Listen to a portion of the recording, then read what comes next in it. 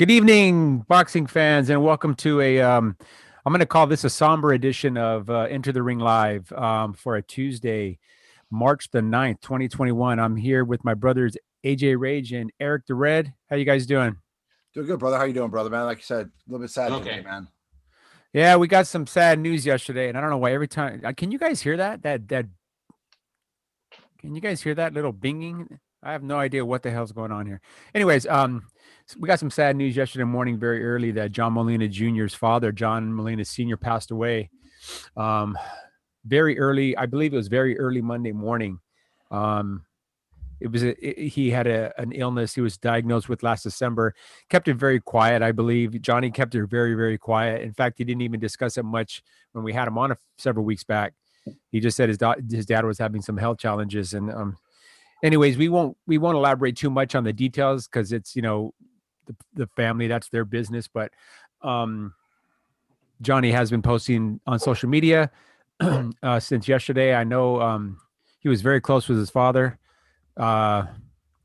We fortunately got to know Johnny Sr. pretty well the last few years, me and my brother AJ, and spent a lot of time with them at the gym and at the fights. And I mean, and this, I don't know what to say. I mean, we're fortunate, guys. We have our parents still. A lot of people out there who've lost their parents. It's a very painful thing. And just, how tough Johnny is. And I don't know if you guys saw his latest Facebook post. Eric, I'm sure you saw it, right? Because I think you commented on it.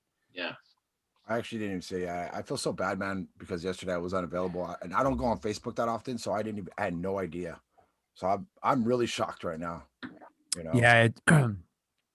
It's a tough thing. Loss is hard.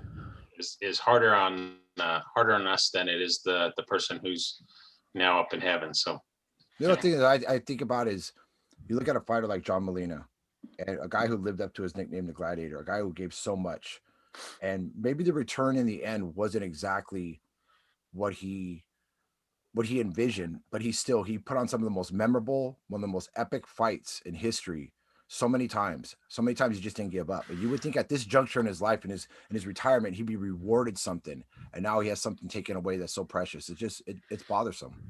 Yeah, but I mean, that's life, brother. Johnny's a resilient guy. I know he's going to bounce back from this, but I know that he's knocked down pretty good right now. I spoke to his manager. Well, I mean, former manager, since Johnny's now retired, but very, very dear friend of his. And Rick told me that he's just not well. I've also spoke to some other members of Johnny's family, and he's just, he's trying to be there for his mom. He's got two sisters. For those of you that don't know it, he's got, I believe, two sisters, and he just has to rally. And the first post he put, actually, Eric, I think it was very very John Molina saying, I got this now, Dad. You can basically, he could rest in peace because he's got this, meaning he's going to take care of his mom and his sisters. So, anyways, man, not to belabor it for too long, but man, rest in peace, John Molina Sr. And here, hold on, we'll give everybody a good look at the two of them. Yeah, if you haven't seen it, I'm sure a lot of people. I mean, I've read a lot of the comments in the Facebook posts, and there's been hundreds of people reaching out to Johnny and the family. Such a young man too. And the thing is that he was a young man still. Yeah, like I was telling you, I got an opportunity to really spend a lot of time with him at Johnny's last fight against Chocolatito Lopez, and just such a humble, genuine. If you made a mold of a father, what a father should be, it was John Sr. I mean, it kind of makes people who are having issues with their dad kind of maybe rethink that a little bit, because time is precious and you never know how much you have. Yeah. I think about the guys, and AJ, remember Kike and a few of the other guys that were John Sr.'s friends, guys that he grew up with, they're always there for the fights, all part of Team Molina. Those guys got to be, I mean, devastated. Well, not only that, but just the camaraderie that we witnessed amongst those guys. It kind of reminded me of us and our friends and brothers, how those guys would get together. They were fun-loving guys, man. They were serious and they were hardworking, responsible adults, but those guys had fun. And I know those guys are hurting. I know a couple of them pretty well, and I know that they're probably taking this not quite as hard maybe as the immediate family, but taking it very, very hard, because John was, he was kind of a lightning rod, meaning like, people gravitated to him, and he had a big personality. And John Jr., the Gladiator, has a very, very strong personality, and he's funny, and he makes you laugh, but at the same time he could be serious. So, I mean, he was a chip off the old block, so to speak. So, for those of you that didn't know John Molina Sr. or just if you know anything about John Molina, I mean, if there's an apple, there's a tree, kind of thing. Yeah, so exactly. Good. Well, very well said, bro. Very well said. Like Michael, you and I were talking the other day, and and I believe AJ, you were talking with me about this too. Is John Molina Sr.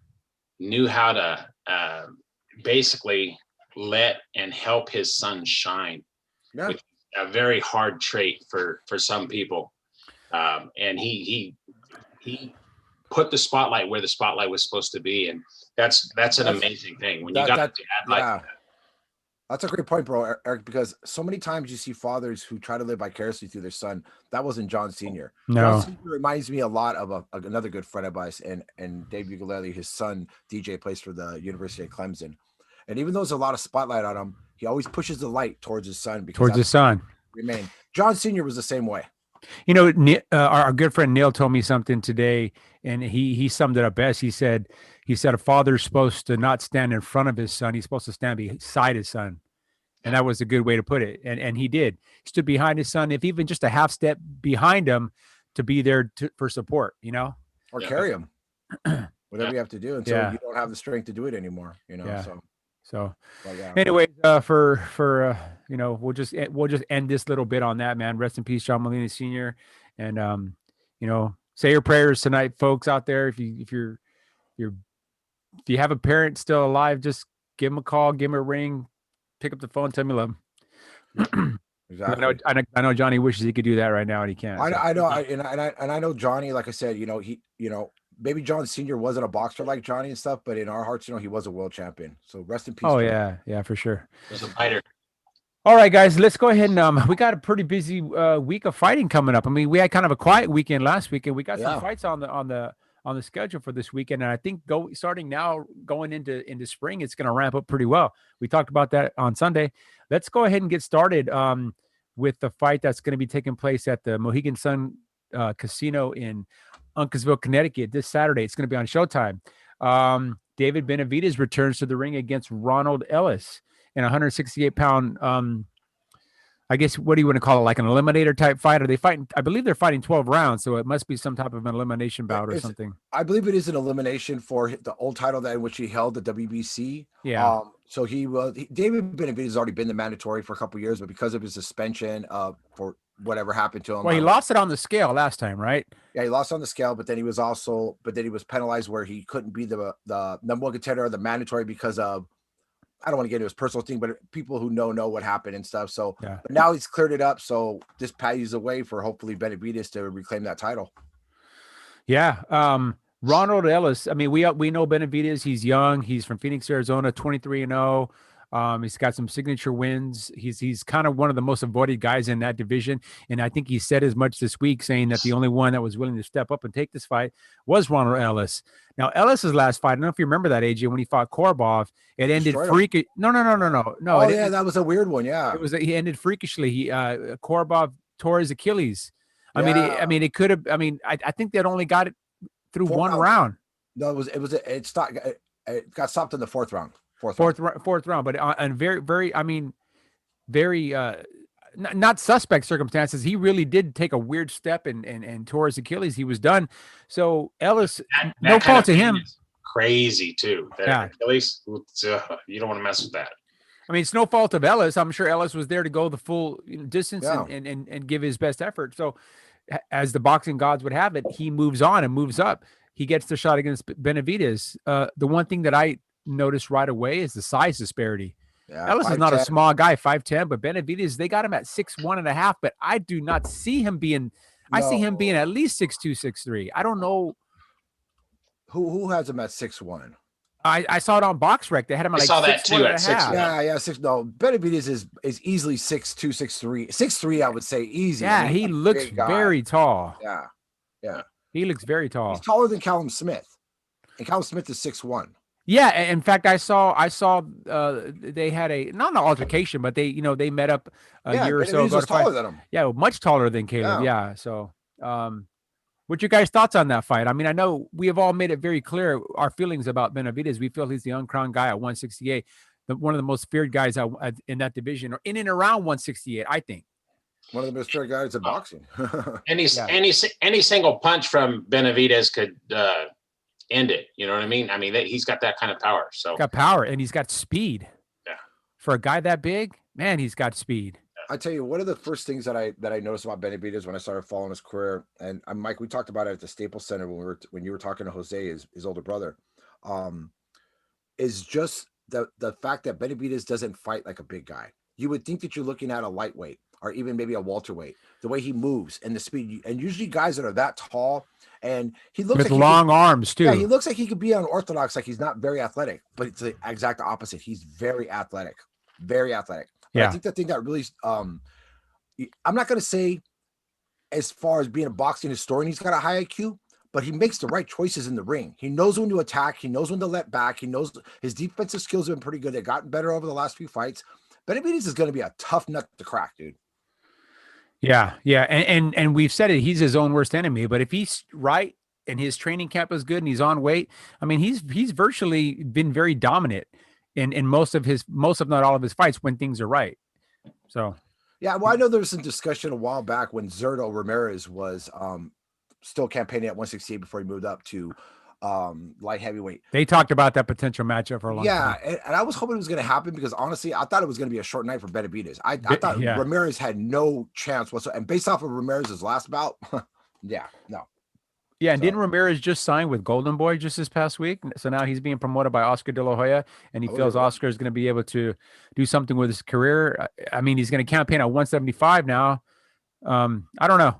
I mean, Ramirez has just got to take fights. He turns down every fight. Every good guy that puts an offer out there, he turns it down. Yeah, or he'll sign the fight and then back out of the fight for some undisclosed reason. Yeah. Does the guy want to fight? I mean, we don't know. He's like, I don't know. Does he want to fight? It doesn't look like it, brother. I don't know. So, any early predictions for that fight, Eric? What do you think? What do you think, Eric? What on the Benavidez fight? Benavidez Ellis, yeah. 5. And he's hot, man. He's got it. My brother's had it. What, 2? He's got a bit of a hot streak. Yeah. 2 in a row. 5 rounds. Maybe even early. 5 rounds. You think 5 rounds? 5 rounds. I don't even know if it goes that long, to be honest with you. Yeah. I mean, he might just try to carry him a little bit, get a couple rounds. Who knows? Yeah, I'm going to say Benavidez 2 by stoppage. Yeah, you did. What's that? I called it. I mean, oh yeah, you called the last couple big ones. You did. You got the Purcell fight, and then fight, Canelo fight, and now So now this one too. So yeah, we'll see. I definitely don't think it's going the distance. I think Benavidez is going to go in there. Not make short of it. I think Benavidez is going to want to get a little work because it's been a while, and he wants to get himself back in the mix. Benavidez is one of those guys that just likes to fight. So the longer the fight goes, the more fun he's having. But at some point, Ellis is going to do something to piss Benavidez off, and he's got such a huge chip on his shoulder. That's when it ends. And I'm going to say probably going to end. I'd say about 5th or 6th. I'm going to go to the 6th round. I think he lets Ellis stick around. I knew you were going to say 6. I knew you were going to say 6.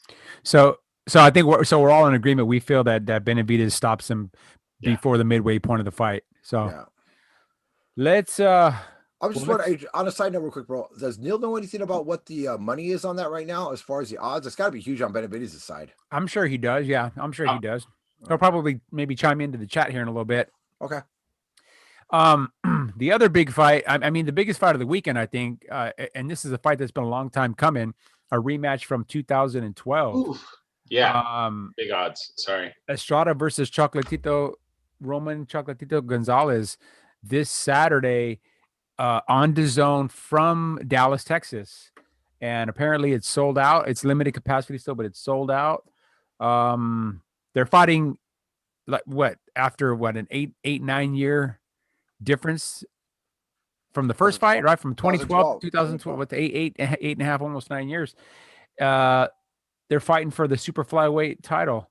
this Saturday, and this is a fight. Roman, well, let's just backtrack a little bit, okay? These guys fought back in 2012, and it was AJ. I think you mentioned it was a maybe like a contested decision. It was a unanimous decision for Chocolatito, but it was a very close fight.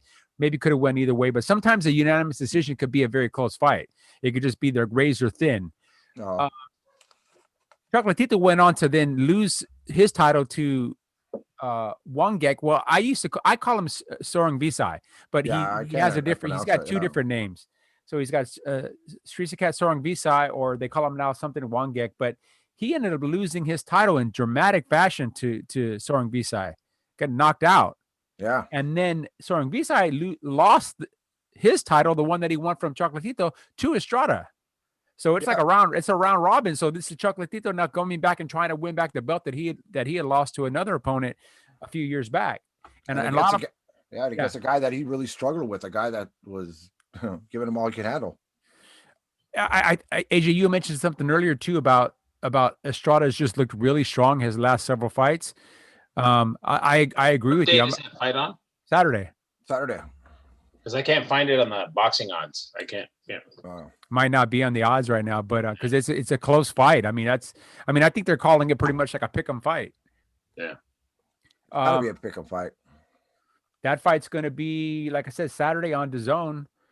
I mean, I'm expecting a good fight. One thing I don't want to see is I don't want to see either guy just get old overnight and it be one-sided either way. I want to see a good fight. I want to see a good Berchelt Valdez style fight, but albeit a little bit closer, you know? Absolutely. And I think it's got all the makings of it, being the fact that these guys have history with each other. Obviously, you know, Estrada being from Mexico, Chocolatito being from Nicaragua, you know, it's very well documented. Chocolatito's relationship with the great late Alexis Arguello, and what kind of influence he had in him in his life. You know, a kid who had nothing, and Aguero took him in, and you could see a lot of Aguero in Chocolatito in the way he fights and his attitude and the way he's humble. So that's the one thing that you got to lean towards with Chocolatito. You know, he's not going to give up. Now in the Sorcerer fight, it was just devastating. I don't know what happened. It was a miss with him, and he was just devastated by this guy. But now you got Estrada coming in, who looks so strong against Carlos Quadras. Yeah, who is anybody who knows anything about this guy. This is a guy who's a former champion. He's right there. So spot everybody too, Quadras. Yeah, and it seems like the media's always been fan friendly towards Roman. They've always tried to give him an excuse to try to get him back into the mix, where Estrada's kind of been pushed aside. So I think there's gonna be a little bit of a rivalry type of situation where Estrada's going to want to prove that, hey, listen, I should have won that fight back in 2012. It was my fight. I'm going to end it on this night. Yeah, I think Eric, you said you couldn't find the odds. I would say that the Vegas odds makers, if they do have a line on that fight, they're probably leaning a little bit more towards Estrada because he has had a surge later in his career. A lot of people think Chocolatito's best days are behind him. I mean, 4 or 5 years ago, he was considered pound for pound top 2, and he held that spot 1 or 2 for a few years. And he was just, and the sad thing about it was when he was considered the best pound for pound fighter in the world, he was fighting out of weight, like 105, 112, where, you don't get a whole lot of shine on on that division. You know, it's kind of like women's boxing, no matter how good you might be in your division, there's just you don't have a big, enormous talent pool to pull from. Your competition is kind of limited. But he was no doubt just a great fighter. I mean, and still is a great fighter. Has a very, very high punch output, right? How old are they? Do you know? Yeah. They're probably both in their 30s. I'm guessing they're 30. I believe Roman is 31 and Estrada's 30. I mean, those guys probably turned pro at, when they were in their teens still, which is customary in Mexico and Latin America. So those guys have been fighting, probably their whole damn lives, but I'm excited for that fight. Well, let's see. The way they're probably going to play it was probably going to be the Benavides fight will probably happen first because that's fighting on the East Coast. And then probably soon after that, the main event for DAZN will start. So, hey, Mike, I was going to tell you real quick. I see a thing with Estrada that kind of reminds me of somebody that we talk quite frequently about on the show, and that's Chon Zepeda. And if you really go back and look at, if you take away that loss that was controversial against Roman the first time, and then his controversial loss when he went for the WBC super flyweight title against Wangek, which a lot of people thought Estrada won. but for some reason they gave the decision to him. This is a guy who could be sitting, with the exception of the loss to Sanchez early in his career, which was a decision. This is a guy who could be sitting almost undefeated right now. Yeah. Yeah, I mean, he's he's got 3 losses and 3 close losses. 3 losses. Yeah, he lost a fight earlier in his career. Back in 2012, he lost. I'm sorry, not 2012. In 2011, he lost an 8-round decision to a guy named Juan Sanchez Jr. But then he went. But back when he was fighting 8-rounders, then. Yeah, and then in 2018, he lost that decision to when he got a bid for the WBC Super Gonzalez title. No, against Juan. He'd already lost the fight. This is this other one that he lost. This is his last loss. But it was another controversial situation where many felt Estrada did enough to win the fight, but didn't get the decision. Yeah.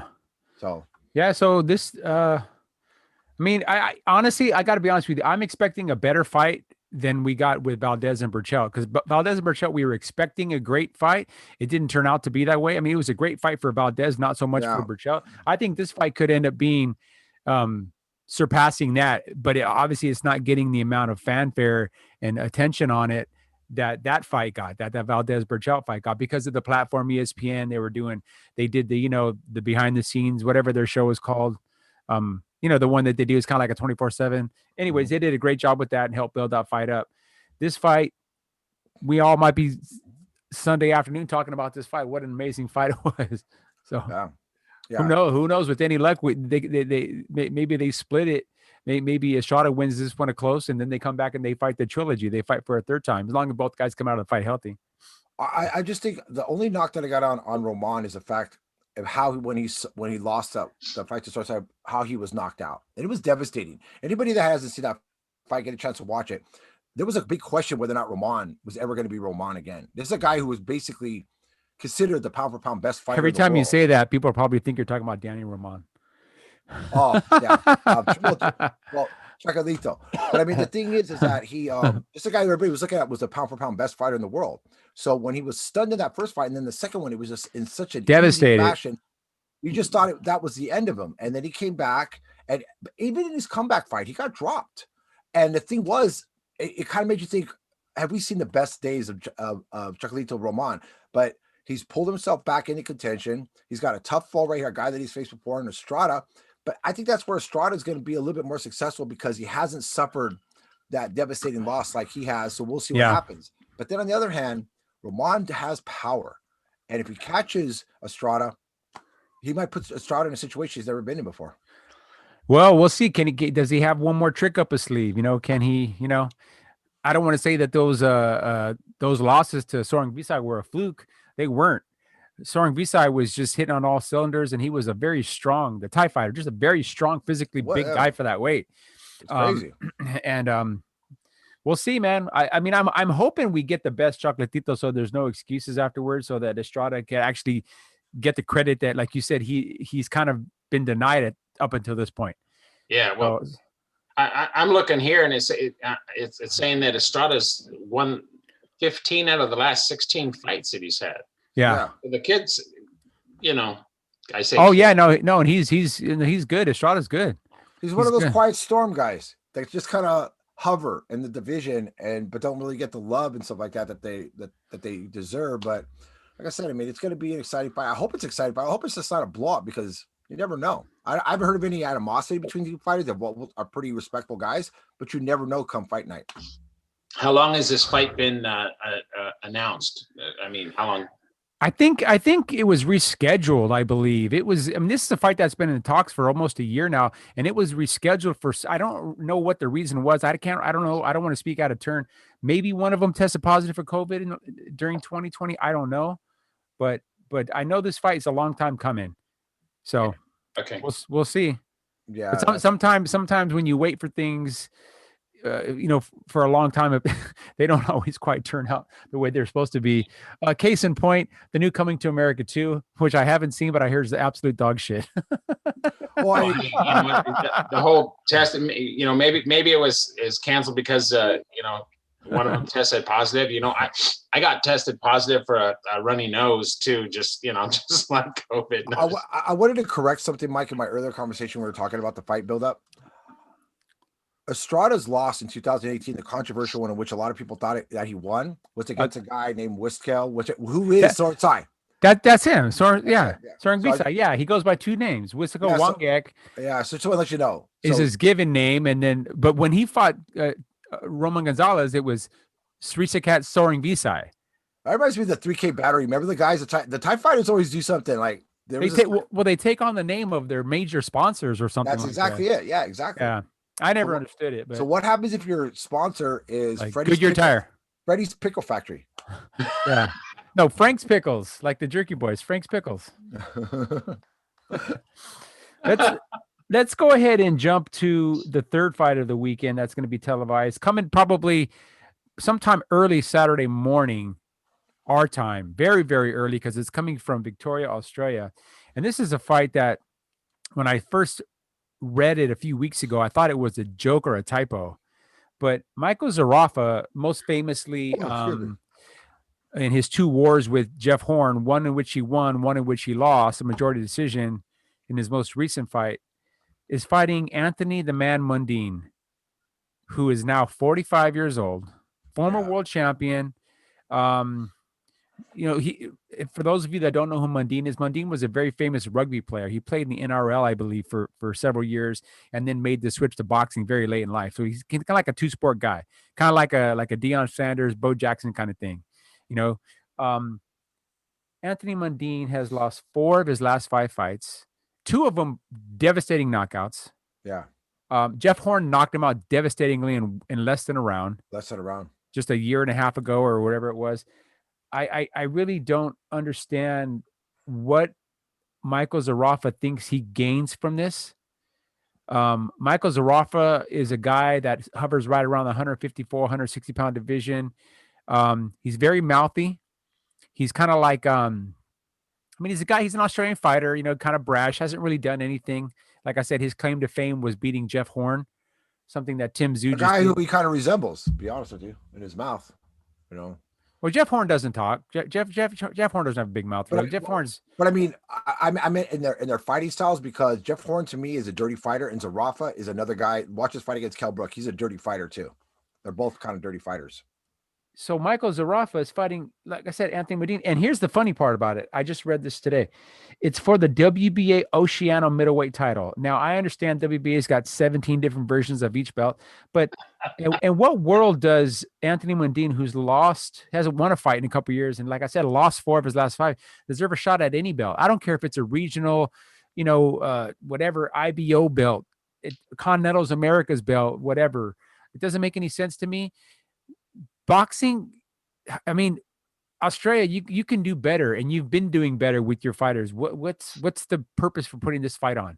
Is this just another cash grab? Mundine is that broke? He needs another payday? I don't know. It's sad because I think honestly a lot of the blame's got to fall on the promoter, Brian Amtruda from SLB Fight Night. I mean, the fact that he even got this fight sanctioned, against a guy like Mundine, honestly, at this stage in his career, shouldn't be fighting. I mean, no, he's 45 years old, man. Yeah, he's lucky he's not in there. I know there was some time when he was trying to call out guys like some other guys that were better, but the point is he's not fighting like a Tim Tszyu or something like that. Zarafa's not dangerous like that, but still, it doesn't take much. And Tim Tszyu would never take a fight like that. Yeah, exactly. That's Tim Tszyu would say, "I'm not gonna fight a 45-year-old guy." And what does it prove? Yeah. I mean, I'm gonna watch it if I'm able to. If I'm able to tune it in, I'm gonna watch it. But I know it's gonna be a sad, probably a devastating knockout loss for Mundine, and hopefully that's the end of it. Yeah. So his inner circle need to come together and have a talk with him and tell him, "Hey, man, how many more knockouts can you sustain in your career? What do you have left to prove?" I mean, you've got signature wins over some good fighters. He beat Sugar Shane Mosley a few years back, but that was a Mosley that was 5 years past his prime. Yeah, it was. I believe the fight was in Australia, so Shane fought. Maybe he got a free trip out of it. I don't know, but Mundine doesn't need to be fighting anymore, man. He's a guy that he's always a bit mouthy. He had very controversial because his religious beliefs, and whatnot, and just very, he's a native to Australia. He's of Aboriginal descent, so there was some, he had made some comments over the years about, it's almost like Native Americans talking about the takeover and the slaughter of generations of their people here in America, but something similar along those lines in Australia. But either way, I mean, it made for good tabloid fodder, and it made him a household name. But he was actually a decent athlete at one time. Yeah. Like you said, he was a fighter. He was a rugby guy, so you got to be athletic. I mean, I got into rugby just a few years ago. My brother Mike, who was a big rugby fan, and I'll tell you, that's a hell of a sport. But the thing is, I mean, at some point, it's sad when you see a fighter, whether or not you hold him in good regards or in bad regards. At this stage in his career, still trying to hold on to something that is not going to go nowhere. And it kind of reminds me of that story with Meldrick Taylor, a guy who I really liked, from the '84 Olympics. Oh, yeah. And when you saw him fighting and losing 6-round decisions or getting knocked out in 4 rounds and low-level fights, I mean, it's heartbreaking and stuff. And at some point, you're right, bro. Somebody's got to step up, and it's hopefully his friends, his manager, his mom, his dad has to step up and save him from himself. Hell, he's only had 5 fights in the last 5 years. And he's lost 4 of those 5. Yeah. Exactly. Yeah. And so 2 of them, I know he lost to Danny Green. He got knocked out devastatingly to Danny Green. Got knocked out devastatingly to Jeff Horn in his most recent high-profile fight. I mean, I don't know, man. Let's just hope he comes out of this fight in good order, because no matter what kind of person he is, you don't want to see anybody go out that way. Yeah. Michael, there was a yeah, and especially what's happening in 20-1 underdog. Yeah. Oh yeah, I mean it should be more than that. That's probably, I don't even know why they would even put a line on that fight. I think that's the max that they could do is 20-1 on this particular app that I'm on. Maybe. What's that?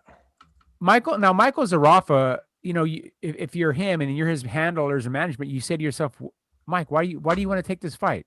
Yeah. I don't know who his managers or trainers are, but this is a fight. It's a no-win situation. If you win, you're supposed to win. If you look suspect, or even if Mundine even gets past the 2nd, 3rd round, guys like Tim Tszyu and other guys in and around that division that are propelling top 10 and up are going to be like, you just struggle with a 45-year-old Anthony Mundine. Like, get in the back of the line, buddy, because Michael Zarafa famously has been trying to call out Tim Tszyu for the last year or two, because he understands Tim's getting a lot of press, but Tim is earning it by fighting good quality fighters. I mean, now, granted, he hasn't fought the best in the world yet, but he's still young. Give him a little bit of time. I mean, after this fight with Dennis Hogan, I think we're going to see Tim Tszyu making the trip over across the pond over here to fight in America. Let's just hope he's not in Vegas. Well, one of the things on that too, bro, but Mike, just elaborating, like I said, with the fact with Mundine and stuff, is in Australia, it's a small circle. It's an island, so everybody knows each other. And especially the tragic aspect that happened to a fighter who Tim Tszyu actually defeated in Dwight Ritchie, who was killed after a sparring session. I believe he was sparring with Zarafa, Michael Zarafa. Yeah. And he passed away afterwards, devastatingly. This is a young guy. And the thing is it's just kind of compelling, when you see something like this. It's sad. At some point, you just got to say enough. But, I'm not going to take nothing away from Zarafa, because Mundine still has a name, and Zarafa goes in there and knocks him out 1 round. It's only going to help him take 1 peg up. So, well, I mean, he as far as I'm concerned, he better go out there and stop him in a round or 2, because if you don't, then yeah, I don't understand. Like I would just finish saying that. What do you gain from this? Nothing. It's like beating up your grandpa almost. And I'm not saying Mundine's not a grandfather. He's 45 years old, but in boxing terms, you might as well be. Yeah. I mean, I don't know. I mean, boxing's a young man's sport. I mean, that's a cliche, but it's also very true, especially in the lower weights. They're fighting at 160 pounds. Heavyweights, could probably fight till they're 45, 50 years old, because they don't have to train and don't have to make weight. But the man's got to cut weight to make 160. And, that alone is going to take so much of the fight out of him at 45 years old, So I don't know, man. Yeah. What else is going on this weekend, guys? I know here's another fight. We don't really talk that much about women's boxing, but we can maybe talk about this one a little bit. The rematch between Cecilia Brækhus and Jessica McCaskill.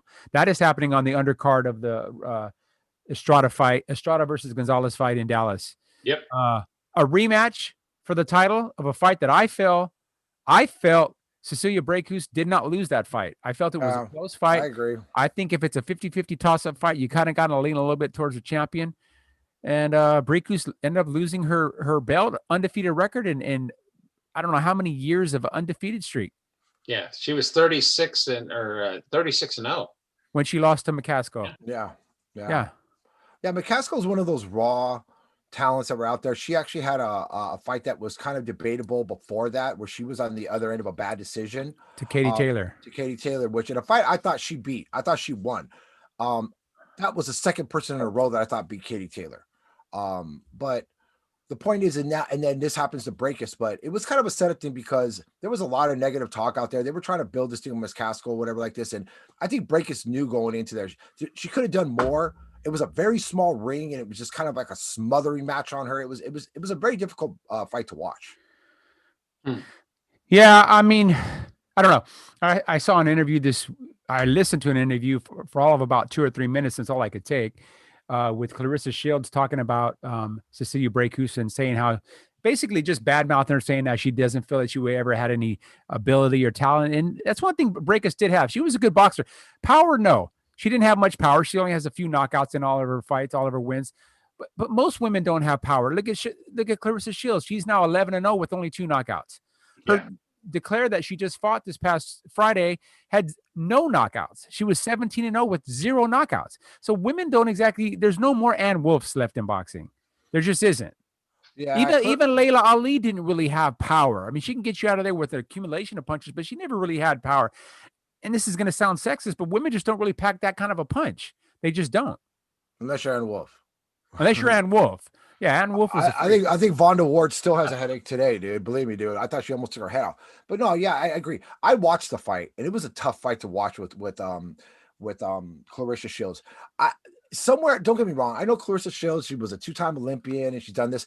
I'm tired of them saying they said that she broke another record. Listen, she didn't break any records because she's not a man. She's not fighting in the man's level of boxing. So whatever record she's breaking, she's doing it in women's boxing because she wouldn't have broke one record in men's boxing because she wouldn't have won one fight. You know what I'm saying? Maybe if she was fighting Anthony Mundine, but that's a different story. But the thing is that her posturing during this fight, her arrogance, her mouth, it was hard to watch. She is just the type of person that should not be an example. Whether you're a young boy or a young girl coming into boxing, you don't want to be like a Clarissa Shields. No, Clarissa Shields is your typical blame everybody else for your shortcomings. And she's not making good money for her fights. Apparently, when she was fighting on Showtime and HBO, they were way overpaying her, which is why she's no longer at either of those platforms. This was a pay-per-view event. I think they said the crowd was limited to like 300 people in Flint, Michigan, and I think you got in for a can of refried beans and I don't know. I knew you were gonna say that. Something like that. She's not getting she's not getting the accolades that she thinks that she deserves, and it's everybody else's fault but her own.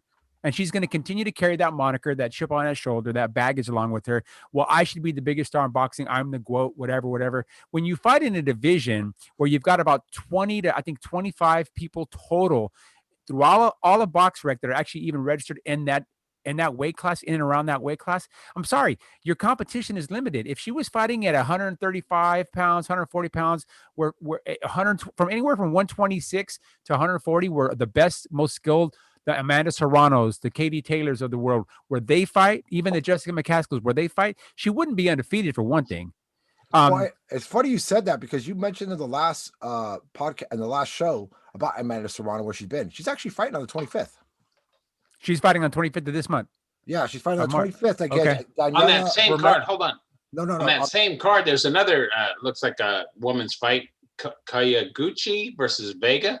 That one might be actually be good. I don't know. You mean this coming Saturday? Wins. Huh? This coming Saturday. Yeah. Hey, you never know. Hey, you never know. I mean, sometimes you get a good scrap. I got to say that Katie Taylor fight against Delphine Pursoon, the first one was a damn good, entertaining fight. It was a good fight. Pursoon was unjustly not given the decision in that fight. I think everybody knows she won, but I got to give Katie Taylor credit. She came back in the immediate rematch and dominated her. Absolutely. I think Katie Taylor's a little bit protected as well, but she's fighting regularly. That's one thing. She's like Canelo. She's fighting regularly, and she's fighting the best in her division. Now, are we going to see her and Amanda Serrano? I really don't think they want that fight. There was all kinds of fuckery that happened when they were supposed to make that fight, and Amanda Serrano's made it very, very public what they did to her. She agreed to the fight, then they canceled the fight. They agreed to the fight. So she's training, stop. And she finally got fed up and said, these people don't want to fight me. Now, if that fight ever does take place. Serrano, yeah. I mean, and plus Serrano's fighting out of her weight class. I mean, you would think that if Katie Taylor was going to focus her attention towards a fighter, it would be somebody, higher or somebody at equal. But she's actually trying to shoot at somebody who's got a great name in boxing at a much lower weight, almost 2 divisions down. But Serrano will do this. And Serrano, honestly, I mean, I know the fight's not going to happen, but I've always thought Serrano was an extreme talent when it comes to boxing. She was in that Holly Holm and Wolf, Layla Ali. She brought something to the table and stuff. So, yeah, Serrano's a good fighter, and she holds titles in 4 or 5 different divisions in women's boxing. So she's proven, still undefeated, right? 30, still no, 30. No, she's 39-1. She lost one fight. But she lost. She lost that earlier in her career. She lost to Frida Weldberg way back in the day. But yeah, she's 39-1. But she's got 29 knockouts. Serrano, and that's part of the reason why I think. Look, and I'm not listen. I'm not going to say Katie Taylor's afraid, because if you watch Katie Taylor fight, she leads with her face and she takes bombs. She leaves the ring with a fat lip, swollen eye blade. No, she's not afraid to fight anybody, but her management, Eddie Hearn, the people at MTK Global are like, hey, wait a minute. We got this little, this Irish girl, and, she's undefeated and she's a world champion. Let's wait. Let's just, let's not cash in all our chips yet. Let's wait. Let's get as much out of this as we possibly can before they finally put her in there against the Serrano, where they know she very well could not only lose the fight, but lose devastatingly. Because Amanda Serrano, like AJ, much like Estrada, has got a lot of pent up, I think if she ever does get Katie Taylor in the ring, she's going to try to take her head off. Well, it's a business too. So the promoters or her managers or whatever, they're just trying to make as much money as they possibly can. Of course. They don't want to feed her to the lions yet. Yeah. And she's been a good for, I think she's been good for women's boxing. She's the complete antithesis of a Clarissa Shields. She doesn't use foul language. She doesn't have to be brash. When she has a bad performance, like against Delphine Pursoon, she was very honest. Hey, you know what? This wasn't my best performance. You know what? I think we should do an immediate rematch. Whereas if Clarissa Shields, it hasn't quite happened yet, but if she does get into that situation where her performance is less than stellar, like it was this past week, and I think she made a comment too. Well, the reason why I didn't knock her out is because she was running or doing something. She's always has an excuse as to why her performances are substandard. She's going to continue to carry that because that's ingrained in her.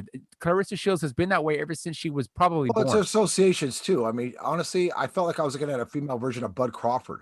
I mean, she was just. Well, it's no mystery that she runs with the Durrells. Isn't she related to them in some way, cousins or something? And they had how many excuses, Yeah. How many injuries did Anthony, or was it Anthony or Andre Durrell fake? It was Andre against Abraham, and then just recently, the brother Anthony against the fighter who fought against Canelo Ambi. So I mean, yeah. So excuses and like even in Durrell's recent loss to Benavidez, he said, well, I was controlling the fight until the cut.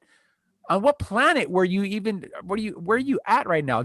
Benavidez was having his way with Durrell in there, was beating him up and enjoying it. Like you said, AJ, he would put his foot on the gas and then let it off and put it when he wanted. He started to feel bad for Durrell. He did, I think. He made it real clear in the beginning of the fight, even the press lead up to the fight. He liked, out of the two Durrell brothers, he personally liked Dog because he liked his story. He liked what this guy had endured. He knew he was going to be a tough fight. So he wasn't going to put the death beating on him because this man's already fought and defeated death. So, I mean, but Durrell was nowhere going to be competitive in that fight. No. I mean, he had his moments. He's a slick fighter. He's a tough guy. He's an upper echelon guy. But Benavidez is a freak of nature. And I think anybody who doesn't watch that fight this week, you're doing yourself an injustice because this, honestly, is the future of not only super middleweight, but the light heavyweight. And who knows from what point, if Roy Jones could go to heavyweight, who said David Benavidez can't? Well, Durrell, who just recently, we didn't talk too much about that fight against Kyron Davis or Kyron, however his name is. I felt Durrell won the fight. I felt it was an easy win for Durrell. Yeah. I felt he easily cleaned up the first 5-6 rounds. The other kid finally stood his ground and fought back a little bit. He at no point did he do anything to either way. Durrell escaped with a draw, or the other kid escaped with a draw, however you want to word it. But then right away they ask him about fighting Benavidez again, and he says, "I don't want to fight Benavidez again." He's all, "I want a title shot." That right there shows you he does not want to get back in the ring with Benavidez. Let's just say this: if Benavidez could clone himself to 3 people and take all 3 titles, then Durrell will never get the title shot that he wants because he won't want it. Kyron Davis is another guy that's just kind of a mystery to me. This is a guy I've watched several fights. He is actually a very talented fighter, what he wants to be. For some reason, this guy falls asleep in his mind. Literally, he'll fall asleep. And you kind of think, is this guy fighting? But then as soon as he wakes up, he does some of the most remarkable stuff. And I'm just like, dude, what is wrong with this guy? You know, I remember watching that fight a few weeks ago, right? That was on the same night that Canelo fought. I remember watching the fight and actually kind of pulling for the kid because I wanted to see, some young blood up there, a young guy. And I thought to myself for the first 6 rounds, man, this kid's not letting his hands go. I mean, Durrell's was having his way with them. And then when the scorecards were read at the end, I just. But when the kid did let his hands go, I mean, it was pretty remarkable the stuff he does, how fast and strong he is. I mean, he would knock Durrell around. But I mean, it was like watching Adrian Broner. It kills you because he's such an athlete and he could do something, and the guy just doesn't want to do it. It's like he doesn't want to pull the trigger. Then why'd you buy the gun? It makes no sense, dude. Yeah, yeah. So, anyways, let's circle back. Okay, we kind of got off track there, but we were talking a little bit about women's boxing, about the Breakus McCaskill rematch this weekend. McCaskill, okay, has a great story. If you listen to her story after the fight, I mean, she was homeless at one point. I mean, you got to love her. You got to cheer for a woman like that. But at the same time, you got to let the personal interest story, that's only half the battle. Cecilia Breakus, maybe Cecilia didn't come from that harsh upbringing or whatever. I mean, she was raised in the Netherlands, I believe, Holland or something like that. I mean, she looks like she could have been a model. I mean, she's just striking. She's a very pretty lady and doesn't come from the same, rough and tumble streets and whatnot. But either way, that shouldn't matter. All that should matter is who wins the fight on the night. And I think we're gonna see a different Cecilia Breakus, one that we have never seen before, because we're gonna see one that's now fighting as the B-side and the underdog, trying to now. So maybe let's see if Cecilia Breakus could the dog in her can come out, for lack of a better term.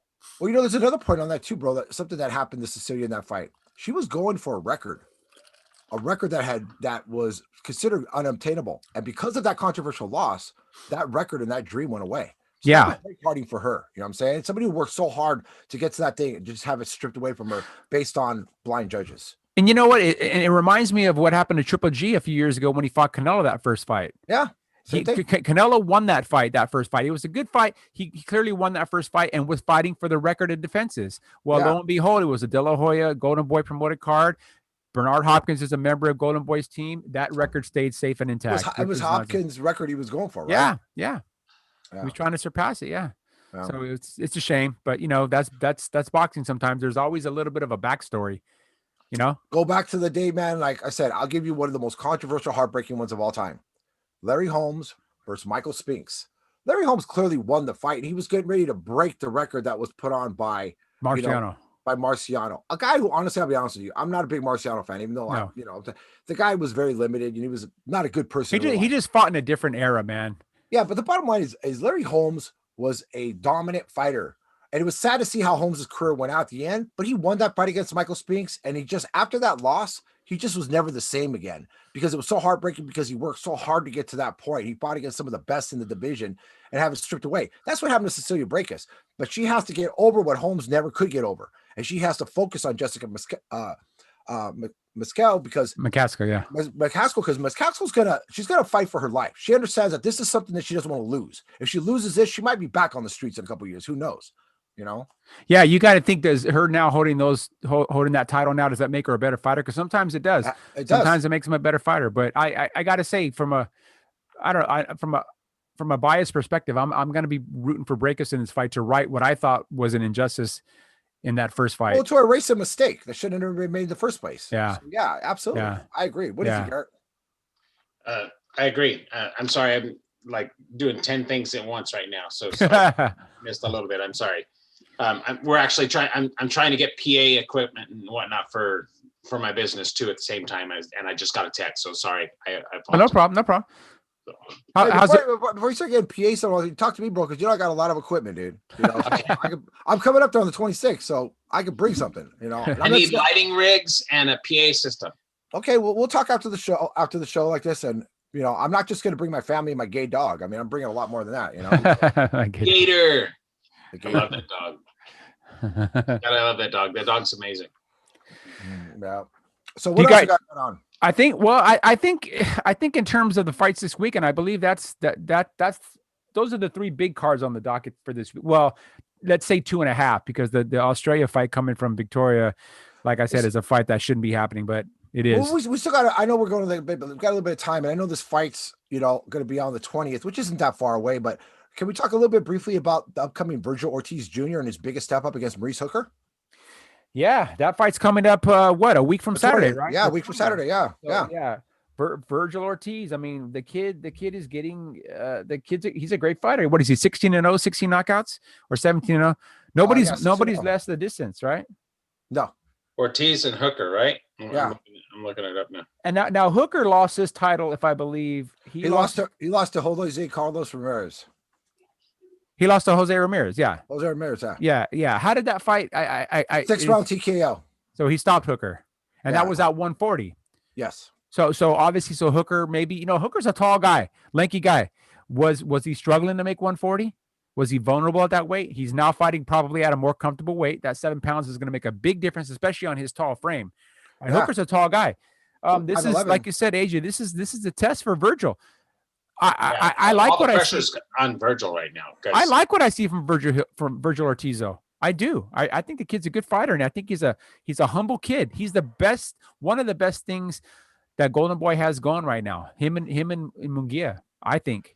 Well, yeah. I mean, Vergil Ortiz, there's so many things to like about the young man, being the fact that, we're talking about a 22-year-old kid. He's still a kid. Like Munguia, a bit of a prodigy, but hasn't been given the opportunities and hasn't won a title like Munguia yet. But Maurice Hooker it's going to be a different type of opponent. It's not going to be a Sammy Vargas like in his last victory and stuff. So this is going to be a different type of fighter that he's going to be facing.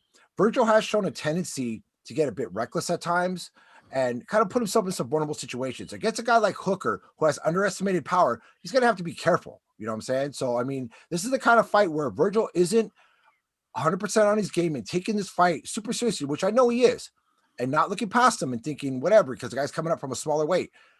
This could be the one that could trip him up, because I know Vergil Ortiz Jr. has made it perfectly clear. His sights are set on one person right now, and that's Terrence Bud Crawford. But has he said that? Funny, though, oh, yeah, absolutely. Terrence Bud Crawford is he says, I'm going to be the one who's going to trip, he wants him, so that's what he wants. I hope he's not overlooking this fight, though. You know what I mean? Hooker, yeah. I don't see Vergil Ortiz do that. I see Hooker overlooking Ortiz, thinking he's just some young kid who don't got nothing and beat Sammy Vargas, who's lost the last couple of fights, because Ortiz packs some power. Unlike Edgar Beranga, that's fighting guys that are, half dead, Yeah. Ortiz Jr., we're talking about a guy. I think one of the ones that was really impressive to me, even though the guy was a bit shot, was against Herrera. And Mauricio Herrera, that was a guy who was just tough, and it was devastating the way he beat him. I mean, it reminded me of the days when Ortiz, Victor Ortiz, and the kind of things that he did, because he kind of reminds me of Victor Ortiz. Better chin that we know of right now, but just like Ortiz, packs this huge punch and throws his punches with such perfect and precise and smoothness. But it's the fact that what he comes back with when a guy has him in a vulnerable position, you just never know. He changes the tune in a second. One punch and everything changes. Yeah, I was looking at BoxRec right now, and he looks like, okay, so Hooker's been out of the ring for well over a year. His last fight was in December of 2019 when he won by a TKO over Yuria Perez. I don't know much about Perez, but obviously that was his first fight at 147. Acclimated himself. This is a big step. This is a big. I don't want to say it's a step up because he was a former world champion, but it's definitely a big fight for Hooker. Hooker's like, hey, I'm here to fight the best in this division. I'm not here to fight 5, 6, 7 fights and then get a title shot. He's looking to make some noise in this division. So, well, I think Hooker's a great acquisition for that division, because I'm gonna tell you what. I go back to Hooker's fight back in 2018 against a tough as nails guy in Alex Salcedo. Anyone hasn't seen Alex Salcedo fight, this guy's had some amazing battles. Salcedo, like Vergil Ortiz, they both have a very similar style. And Hooker has beaten some impressive. His ring resume is much more impressive than Vergil Ortiz. So this is a guy who's coming in. For as much attention as being put on Vergil Ortiz as this could be his coming out party, this just might be the party that was intended originally for Hooker. Yeah.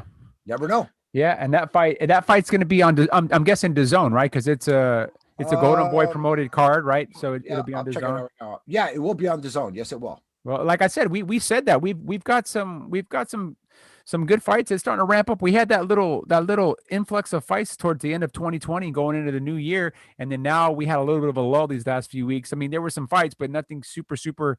At least nothing really lived up to what we've expected so far. And then but we're going to get some good fights, into spring, and then summer, End of March, April is going to be good. May is going to be good. May, we've got, I think every weekend in May, we've just got fight after fight after fight after fight, Yeah, because we got Ortiz, and then obviously I was talking to Eric about it when I'm up there in Oregon. We're going to watch, because I'm going to be doing Enter the Ring live from Oregon with Eric up there. We're going to be watching the Povetkin Dillian White rematch, which is going to be another one, which I don't think the result's going to be any different, but that's me personally and stuff, but that's going to be.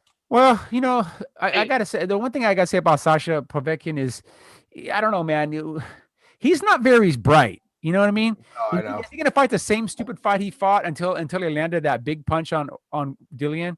Because he was losing that fight pretty handily. He was probably very close to being stopped. He's one of those guys that I don't know. He just can't let his hands go like he used to. He doesn't learn from his mistakes. He's like watching Galata fight or something. He just keeps doing the same mistakes over and over and over again. Well, he's one of the. I'm sorry. Yeah, go ahead, bro. Can I take this in just a different path for just a second? When did Jaime sign with Golden Boy? I didn't. He's only co-promoted by Golden Boy. Okay. He's been ever since. Here's how it works. When he beat Saddam Ali a few years ago for the title. Yeah. Remember, Jaime was sent over here by Fernando Beltran to train with Robert, because he was literally, he got here, and then the very same day, boxing scene says, okay, Triple G is going to fight this kid Jaime Munguia, and then all of a sudden, for like a good 4 or 5 days, back forth. Jaime's training the entire time, thinking, I'm going to fight Triple G, and then the Nevada Commission kind of put the FUBAR on that. They said, no, we're going to. They basically put a block on this. So no, this kid doesn't have enough experience, whatever. So he was already over here training with Robert for a few months, and they said, okay, well, let's give him a fight against Saddam Ali for the title. And Robert said it right there, because I saw he was doing an interview with somebody right there at the gym, and they said, what do you think? They picked the wrong guy. We're going to knock this guy out and bring that belt back. And sure enough, what was it, fourth round, AJ? Just knocked him 3 or 4 times. Devastating. It was devastating. But I mean, the thing is honestly. So anyways, he signed because he was given that fight. He had to give up like what's called like options, like basically. So Beltran was and is his main promoter, but he's co-promoted for these DAZN cards through Golden Boy. Okay. All right. So and I was just wanting some clarification on that. That's all. Mike, explain a little bit about Beltran and like where they're essentially located. So for people that don't understand. Well, Zanfer Promotions, they've been around forever. They were famously handled Eric Morales' career throughout his entire career. I mean, at one point, they worked probably with every Mexican fighter on the planet, probably even at one time with Julio Cesar Chavez. Either way, he's got some good fighters. He's got Jaime Fernando. He's got Chon Cepeda is his fighter. Chon only fights on those top-ranked cards that are co-promoted by Zanfer. Zanfer, yeah. And he had not Burchell, the other guy we just talked about. Valdez. No, who's looking for a trainer? Luis Neri. Pantera. Oh yeah, Luis Pantera. Yeah. So those are three world champions, or 2 world champions and 1 uncrowned world champion. Yeah. So I gotta say though, that whole thing that happened with Jaime and stuff, that just was when they deemed a guy who already had almost 30 victories and was a Ring Book Magazine Fighter of the Year as not qualified, and then you dig up Banis Monterosian from Glendale and put him in the fight, Oh, you're talking about when Jaime was. Yeah. He was considered one of the prospects of the right or something like that. He was. Yeah. Well, he was like, they did a write-up on him. Like, this is the guy to look. He came out as the prospect most going to do something like that. It was the old Ring Book new face, but yeah. And he did. And then they look at him and they say, no, you're not, you don't got enough experience. And then they go dig up a guy who hadn't fought a couple of years, who was really on the downside, and give him a shot. It really wasn't much of a night for Triple G, but I'm gonna be honest with you. Triple G might have dodged a bullet that night, because that was a very determined Jaime Munguia, and you saw it with Saddam. And I'm not trying to compare Saddam Ali to Triple G, but I don't really care who he was facing that night. Jaime was on a mission. Well, here's the thing. Here's the thing. Okay, look at. I think by his own admission, the best thing that happened to Jaime was that fight not coming through, because that set him on a path to actually grow and to develop into the division. Okay, he had never fought at 160 before, but what kills me is when I read now and for the last year, Jaime's had maybe not the most stellar opposition, but it's not his fault. It's the division is fragmented. You got the PBC guys who own certain portions of the crown, and then you got Jaime who had the WBO crown and whatever, and then Patrick Teixeira had the other crown. Either way, when people said, "Oh, Jaime's not fighting anybody, he's afraid to fight," it's like this guy came here. He did not come here to be anybody's sparring partner. He came here. He left the confines of his home in TJ. Came here. We found him a place in Covina, California. Right? He didn't even have a car. Okay, they didn't even have a car. These guys were walking everywhere. He came here to fight Triple G. So anybody that says, "Oh, he's afraid to fight anybody," you don't know what the fuck you're talking. Excuse my language. What the hell you're talking about? No, Mike, you're absolutely right, because it pisses me off too. It pisses me off. People say that, "Oh, he's afraid to fight." No, he was going to fight Triple G as a 21-year-old. He was more than ready, willing, and able to get in the ring with, at that time, the most feared man in boxing. Well, the thing is about Munguia too, bro. Is you look at his last two fights at middleweight, Toriano Johnson and Gary Spike O'Sullivan. These are not dredged up, faded, third-rate fighters. These are guys that have fought for world titles. These are guys that, and Toriano Johnson, a guy who's been avoided by pretty much everybody. He was supposed to fight Charlo a couple years ago, and a few other things, always getting avoided by somebody. So the bottom line is Munguia is the mandatory right now. You got it. If you look at the top three middleweights right now, it's Triple G, Charlo, Munguia. So at some point, Munguia is going to get his shot. You got to look at who it's Triple G fought. He doesn't take any slack on the guys that he's fighting, the Steve Rolls and these other ones that he's fighting, or Charlo even on his own sense. He had his most impressive victory against Derevyanchenko, but let's be honest, that was only after Triple G had Derevyanchenko, and it was just a different Derevyanchenko that night. You know what I mean? He fought a different fight. Yeah. I'm sorry, Jaime Munguia is not a small, light punching Derevyanchenko. No, the power behind this kid is just yeah, he's getting stronger too. He's getting stronger. I mean, he's going to be there. He takes a good shot. He throws a good shot. There's a couple things I would like to see him get back to doing, jabbing, moving more. But then again, I guess it's the opponent in front of him. Toriano Johnson was a very determined fighter that night, and a physically strong guy that just came right at Jaime and was throwing caution to the wind and letting his hands go. And Jaime withstood those blows, and like you said, landed that uppercut, sent his. I mean, even if that fight wouldn't have ended in that, it was over. It was going to be over because Jaime was getting his. Yeah, he was hurting him. Yeah, body shots. Oh yeah, one thing I liked about Munguia too is that when I saw that fight, it was almost like when Jaime fought against Inoue. I looked at this guy, I'm like, Jesus Christ, this guy looks like a fucking light heavyweight.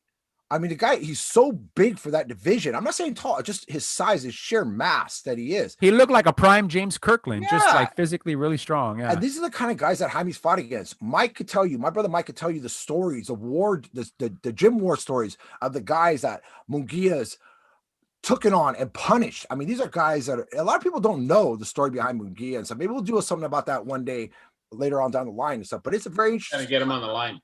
And don't overlook this kid. I'm telling you, man. I'm telling you, do not overlook him, man.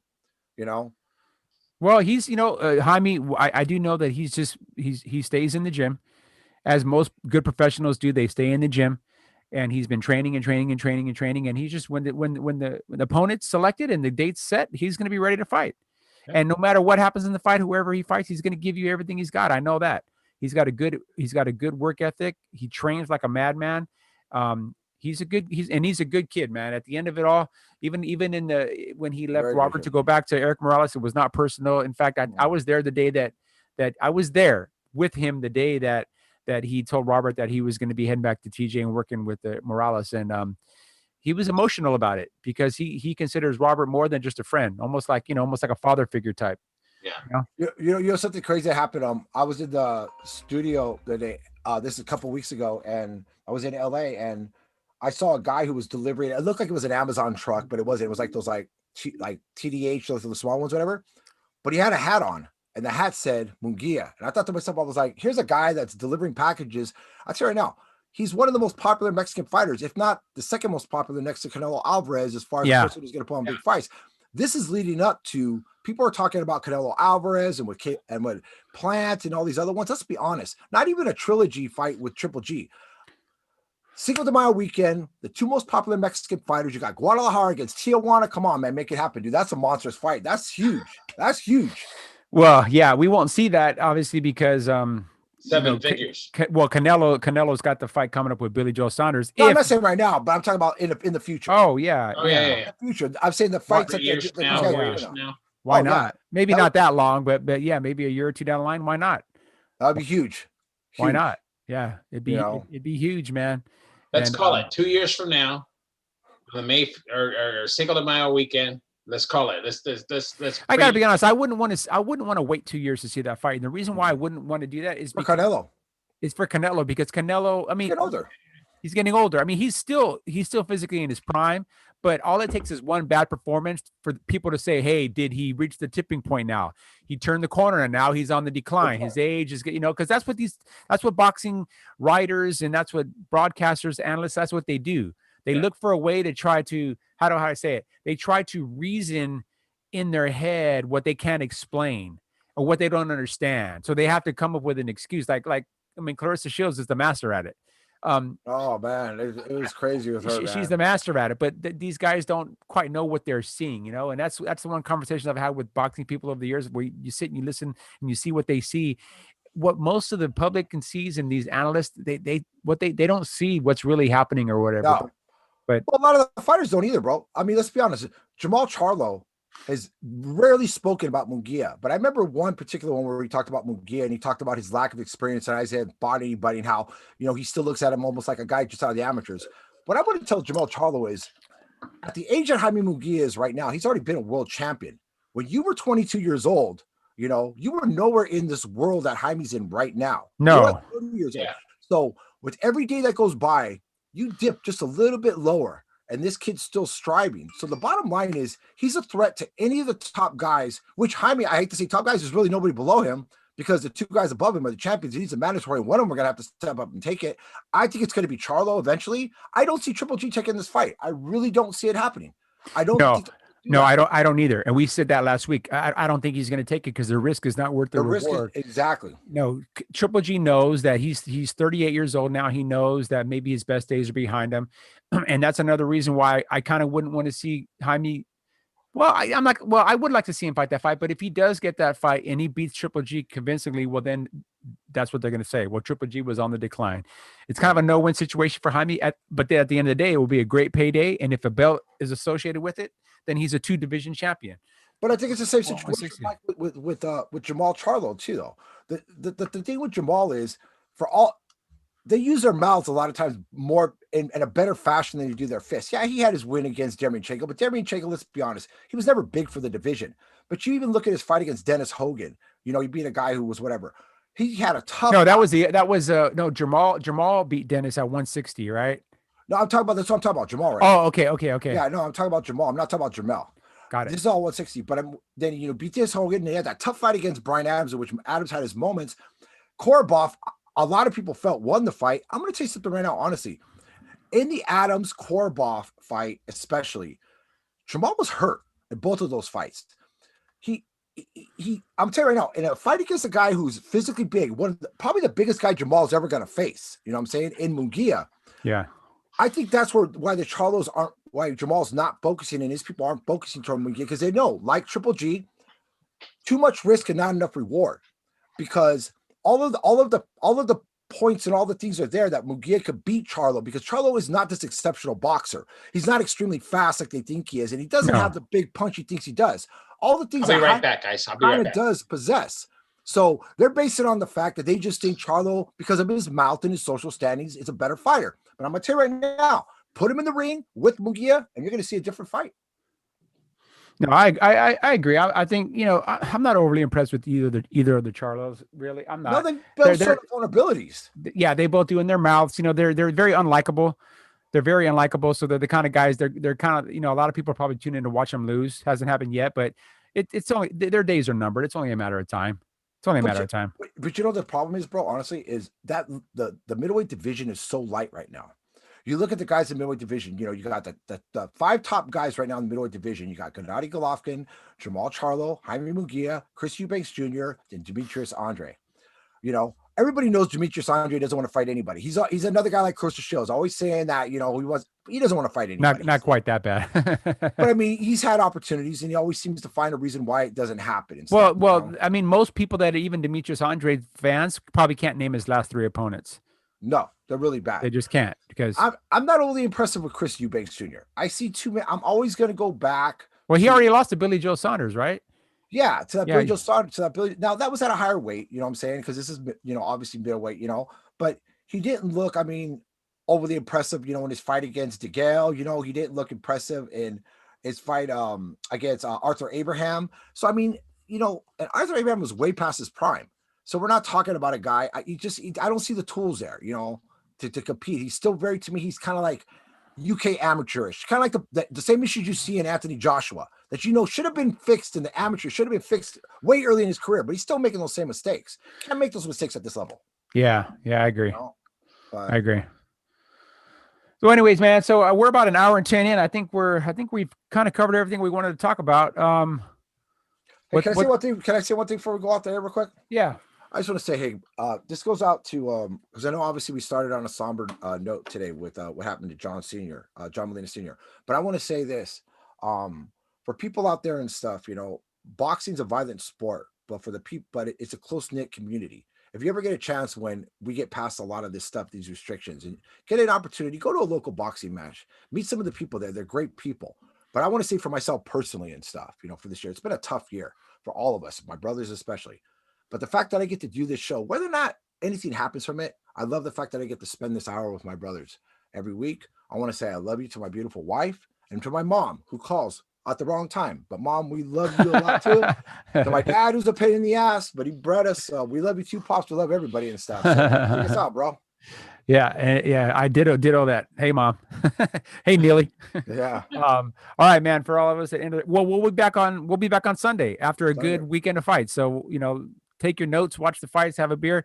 Everybody out there, tune in. Remember Showtime, DAZN, and wherever you can catch that fight come from Australia. If you wanted to see a train wreck, tune into that fight. We'll be back Sunday, 5 o'clock on the West Coast, 8 o'clock Eastern. For all of us at Enter the Ring Live, I am Mighty Mike. I am AJ Rage. I am Eric the Red. Have a good day, bros. I'll talk to you guys later. Take care, Johnny.